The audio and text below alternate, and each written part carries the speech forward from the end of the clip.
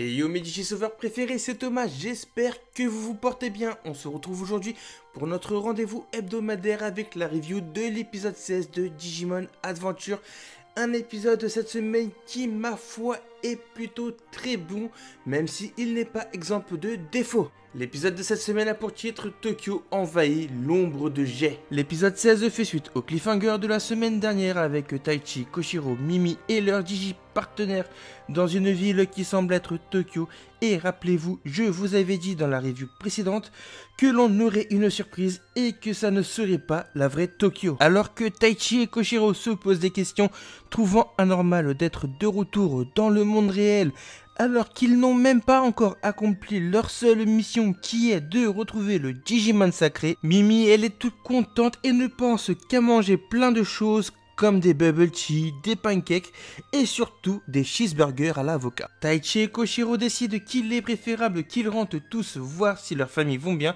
Et là déjà, petit défaut qui m'a fait tilt, mais ne vous inquiétez pas, je vais y venir. Alors que nos héros prennent le métro, sachant qu'à ce stade de l'épisode, ils ne savent pas encore qu'ils se trouvent dans un Tokyo numérique, ils se baladent tranquillement avec leur Digimon visible par tout le monde.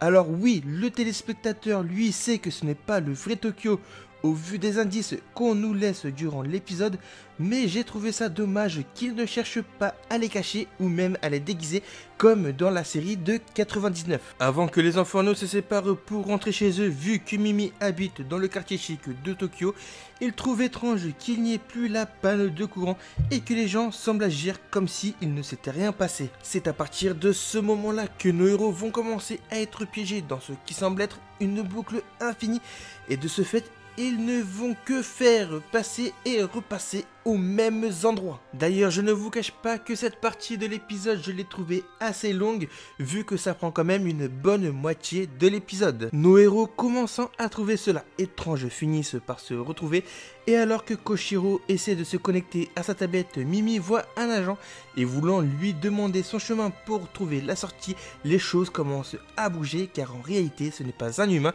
mais un Digimon du nom de Aizmon. Digimon que l'on avait aperçu, si vous vous souvenez bien, dans l'épisode 3. Alors que la bataille entre Aizmon et les Digimon de nos héros commence, du côté du monde réel, Yuko, la mère de Taichi et Ikari s'apprête à partir chez les grands-parents. Et la deuxième défaut qui me fait tilt, on nous dit bien qu'il s'est passé 3 jours, et vu ce qui se passe avec la panne générale de courant et les paniques générales que cela peut causer, à aucun moment elle essaie d'appeler son fils qui est tout de même pas rentré depuis 3 jours. Non, elle préfère lui laisser juste un mot. D'ailleurs, une chose que j'espère, c'est qu'ils vont nous dire exactement comment s'écoule le temps entre le Digital World et le monde réel, car là ça me paraît complètement incohérent. Certes, il s'est passé 3 jours dans le monde réel, mais combien de temps il s'est passé dans le Digital World? À l'époque, je me rappelle que 1 minute dans le monde réel était égale à 1 jour dans le Digital World. Et si je venais à appliquer cette règle des 1 minute égale à 1 jour dans le Digital World, les enfants élus seraient dans le Digital World depuis 4320 jours, soit presque 12 ans. Donc, au vu des peu de choses qu'ils ont accomplies pour le moment, ça m'étonnerait que ça fait presque 12 ans qu'ils sont coincés dans le Digital World. Revenons sur la bataille. Agumon qui est déjà Shinka en Greymon, c'est au tour de Palmon et Tentomon de ce Shinka.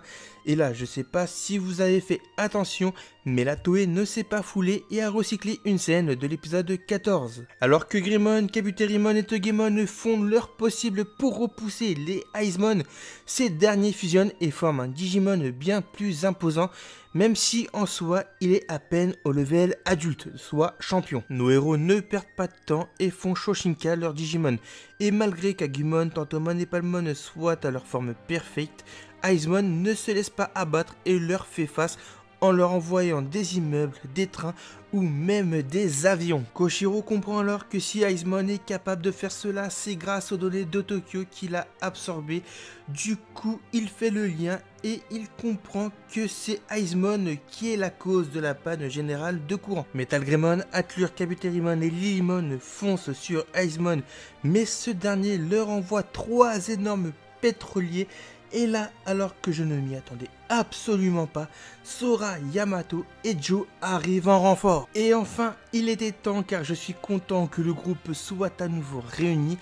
Peut-être que maintenant l'histoire pourra avancer car en 16 épisodes, on n'en sait pas plus vu que pour l'instant le reboot traîne en longueur. En tout cas, le fait que le groupe soit à nouveau réuni nous permet d'avoir de belles scènes d'animation, une bataille épique vu que les 6 Digimon de nos héros unissent leurs forces pour vaincre Aizumon, chose qu'ils parviennent à faire avec une scène magnifique. Une fois que Aizumon ait été vaincu, Koshiro récupère internet sur sa tablette et reçoit des vidéos du monde réel qui se lit d'ailleurs en temps réel, et ils apprennent par la même occasion qu'il s'est écoulé 3 jours et qu'ils n'ont plus beaucoup de temps pour trouver le Digimon sacré. L'épisode se termine sur un plan où on voit que Aizumon n'a pas totalement été vaincu, mais surtout sur un plan où on le voit en train de se Shoshinka en face de nos enfants élus. Dans le prochain épisode, les enfants élus devront faire face à la forme Shoshinka de Aizumon qui est devenu maintenant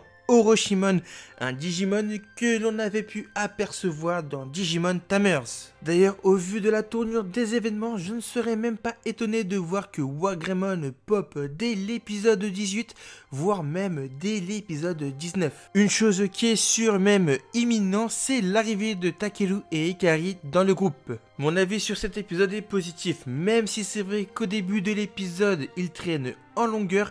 Heureusement que vers la fin, on a quand même un épisode mieux rythmé. Concernant l'animation, elle est assez propre. En même temps, ils ne se sont pas foulés car le début de l'épisode, les animations sont plutôt statiques. Après, heureusement qu'on a eu cette bataille en fin d'épisode, ça nous a permis d'avoir de belles animations épiques, bien fluides et bien dynamiques. En tout cas, j'ai vraiment hâte de voir la suite car dans ce reboot de Digimon Adventure, je n'arrive même pas à prévoir ce qu'il va se passer. Voilà, la review de l'épisode 16 de Digimon Adventure 2020 est terminée. J'espère qu'elle vous aura plu. Si c'est le cas, je compte sur vous pour bombarder la barre des pouces bleus. Donnez-moi votre avis sur cet épisode dans les commentaires. N'oubliez pas de venir me follow sur Twitter pour ne manquer aucune actu sur Digimon et autres mangas. Et surtout, de vous abonner si vous êtes nouveau. Et sur ce, je vous dis à dimanche prochain pour un nouvel épisode. Et d'ici là, matane!